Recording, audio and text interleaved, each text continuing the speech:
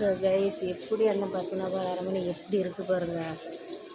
அதாவது பத்மநாபங்கிறது ஒரு சாமி. ஆனால் அரசார் பேர் வந்து மார்த்தாண்டவர்மா. சரிங்களா, அவர் தான் அந்த கைஸ். இங்கே வந்து கரண்ட் எதுவும் கிடையாதுல்ல, அதனால் இதில் தான் இதில் வந்து தான் விளக்கு ஏற்றி தான் அந்த வெளிச்சத்துலேயே தான் வாழ்ந்துருக்காங்க. பார்த்தீங்களா?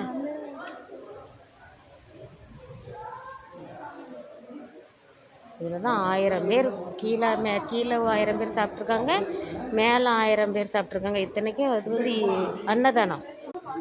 அந்த படிக்கட்டுகளே பாருங்கள், அவ்வளோ ஃபுல் அண்ட் ஃபுல் கல் தான்.